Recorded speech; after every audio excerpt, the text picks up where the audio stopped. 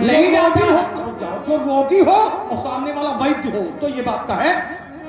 तो रोगी तो वही हो। तो जाओ सामने वाला रोगी हो जिससे कहा जा रहा है, तो रोगी तो वही हो जिससे कहा जा रहा है। अच्छा परशुराम रोगी और क्या काहे का रोग है परशुराम को? क्रोध का ना, परशुराम का जो क्रोध है वो तेजस्व क्रोधा की स्थिति है और परशुराम के पास कोई रोग नहीं है, क्योंकि परशुराम के पास एक ऐसी औषधि है, मृत्युजः व्याधिनाशो ब्रह्मचर्य परम औषधम, जो कभी कोई रोग नहीं हो सकता है, कभी वृद्धावस्था नहीं आ सकती है और मृत्यु नहीं हो सकती है। ये बाबा है निरोगी और सामने वाला जब वैद्य हो, ये जो रोग है ना उपतमा कौन सा ये जो क्रोध वाला, क्रोध का रोग है, ये लोगों के लिए हो सकता है लेकिन परशुराम के लिए नहीं है। है। और ये क्रोध ये जो ब्रह्मचर्य से नहीं जाता है, ब्रह्मचर्य से और बढ़ता है। क्यों व्यास जी? ये क्रोध का रोग ब्रह्मचर्य से नहीं जाता है। कैसे जाता है? पूछा गया जाएगा कैसे, तो आचार्यों ने कहा क्रोध मनोज, मनोज माने काम, हमें समझ लो, क्रोध मनोज लोभ मद माया और छूटे सकल, बोले राम की दया, अगर उनकी दया हो जाए तो छूट जाएगा। ऐसे थोड़ी छूटेगा जैसे तुम सोच रहे हो, हैं? ये रोग है।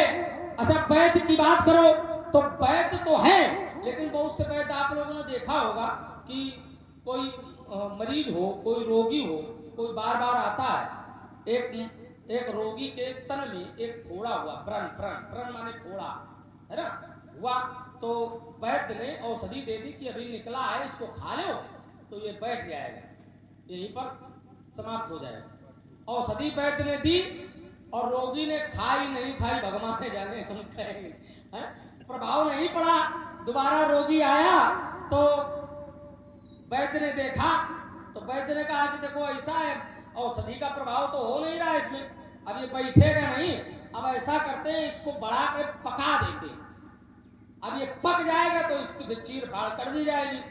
तो जब पकाने का क्रम आता है तो वैद्य का जो सहायक होता है, पता नहीं क्या कहते हैं, हाँ जो कुछ कहते हैं, वैद्य का जो सहायक होता है, वैद्य कहता है कि इस रोगी के जो व्रण है, फोड़ा है, इसमें जरा औषधि लगा के बांध दो पकाने के लिए।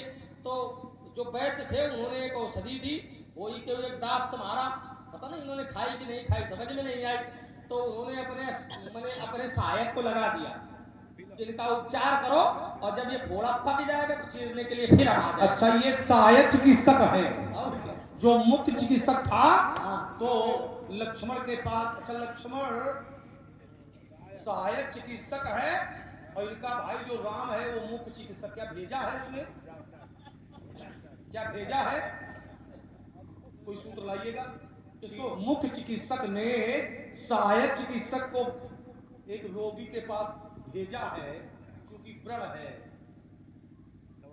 भेजा है कि अपने मन से है, किसको, सहायक चिकित्सक को मुख्य चिकित्सक ने भेजा है कि जाओ इसके औषध लगा करके पट्टी बांध दो।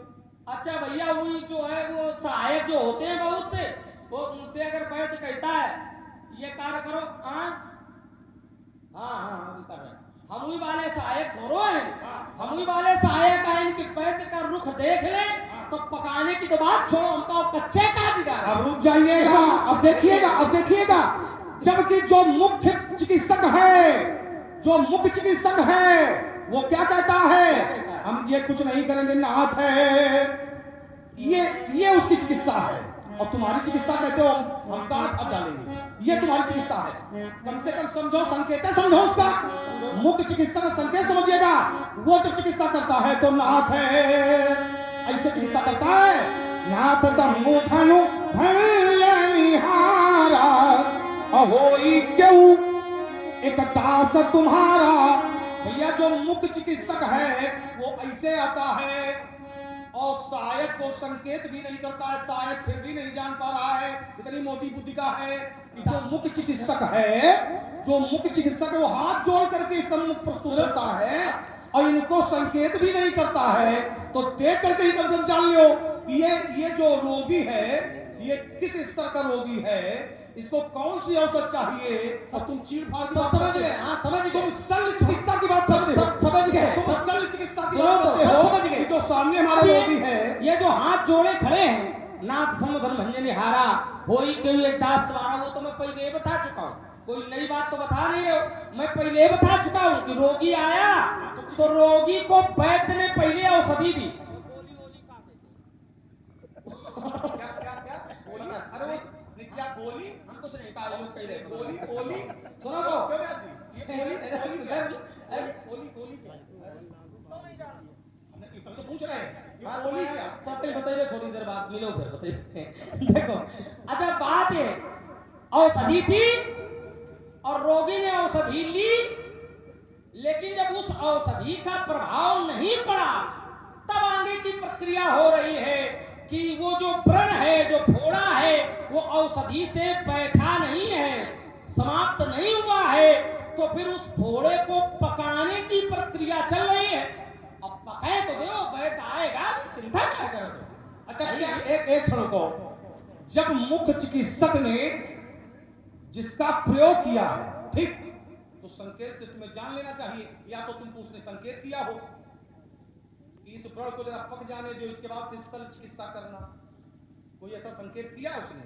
जो मुख्य चिकित्सक है, जो मुख्य चिकित्सक, क्योंकि तुमने डाल दिया है कि जो मुख्य चिकित्सक होते हैं और उसके जो सहायक होते हैं, तो उनके संकेत पर, मुख्य चिकित्सक के संकेत पर सहायक चिकित्सक कार्य करता है। तो क्या ऐसा कोई मुख्य चिकित्सक का संकेत है? हाँ, संकेत है, संकेत है, बस समझ नहीं पा रहे हो। उसका पूर्ण रूपेण संकेत है। देखिए, परशुराम जी की बात है, सो बिलगाऊ बिहाई समाजा, अन्नत मारे जई है सब राजा। और ये बात किससे कही रहे? राम जी से। बोले धनुष तोड़ने वाले को बाहर निकाल दो, बाहर आ जाए, या समाज उसको छोड़ दे, और नहीं तो मारे जाएंगे सब राजा, सभी राजा मारे जाएंगे। अगर उनको ये पता होता कि ये भाई ठीक हो जाइए, तो कहीं वो तुरंत कह देते कि निकालने की क्या आवश्यकता है, तो सामने ही खड़ा है।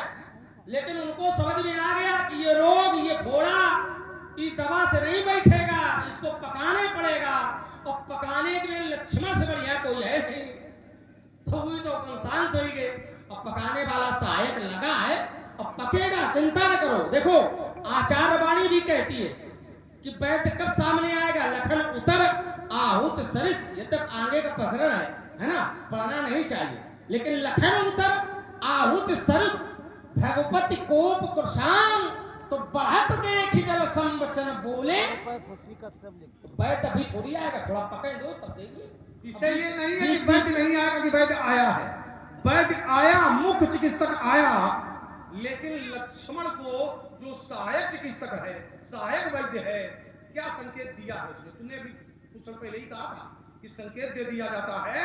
जो मुख्य चिकित्सक होता है अपने सहायक चिकित्सक को संकेत कर देता है कि जाओ इसको देख लो, ठीक है? मौनम स्वीकृत लक्षण। गलत बात क्यों भैया? अगर चिकित्सक मौन हो जाएगा, मौन हो जाएगा राजकुमार लक्ष्मण, तो फिर तुमने संकेत समझा क्या? जब मौन हो जाएगा, जब मौन हो जाएगा, मौन में तो ये भी है अच्छा कि अब इसको थोड़ी सी सुन लो, थोड़ी सी सुन लो। एक बेटा अगर किसी का विरोध कर रहा है और पिताजी उसके सामने बैठे, पिताजी उसको नहीं रोक रहे, तो इसका मतलब क्या है? इसका अर्थ क्या? दादी मेरे बढ़ाओ, किसको, इनको की बात को? नहीं नहीं नहीं सही, आप समझ रहे हैं आप क्या बढ़ाने की बात कर रहे हो? नहीं, इनको तो नहीं बढ़ा सकते हैं। चलिए, अगर पिता के सामने पुत्र किसी का विरोध कर रहा हो और पिता उसे न रोक रहे हो, न डांट रहे हो, तो इसका अर्थ क्या है? ये सब आप लोग सोचना। अब बात बहुत देर हो गई है, अब निर्णय आप लोगों के ऊपर है। थोड़ा रसो वैसा भी हो जाए, हर रस के रसिक लोग हैं, थोड़ा रस भी पर दो शब्द तो ले लो। बताओ। पिता बैठा है और पुत्र किसी का अपमान कर रहा है और पिता कोई संकेत नहीं कर रहा है, तो पिता ने एक बार संकेत किया था। अब जब रोज रोज वही करेगा, नित्य प्रति पुत्र वही करेगा, तो भोगेगा फिर। इसलिए पिता नहीं बोल रहा है, क्योंकि इसके पहले सैन्य रघुपति लखन निवारे, इसके बाद इसके पहले संकेत दिया था। अब जब तुम वही बार बार कर रहे हो, तो कहां तक पिता ये कहेगा कि नहीं नहीं ये अनुचित है, ऐसा न करो। नहीं, देखिए, ये बात आपकी बड़ी बढ़िया कि बार बार नहीं रोका जाएगा, लेकिन एक बार जब संकेत से लक्ष्मण को रोका गया तो पुत्र मान गया, लक्ष्मण रूपी पुत्र मान गया। राम रूपी पिता ने संकेत से रोका तो लक्ष्मण रूपी पुत्र मान गया। और दोबारा अगर अनुचित कर रहा है लक्ष्मण रूपी पुत्र दोबारा अनुचित कर रहा है, तो क्या पिता रोकेंगे नहीं? एक बार अगर आंख दिखाई लक्ष्मण मान गया है तो दोबारा तुम आंख न दिखाओ। अगर गलत कर रहा है तो कान पकड़ के बैठा लो, है डांट के बैठा लो। जब आंख दिखाने में पुत्र मान जाता है तो डांटी नहीं मानेगा। और यहाँ तो न तो वो आंख दिखा रहे हैं, न तो डांट रहे हैं, न तो रोक रहे हैं।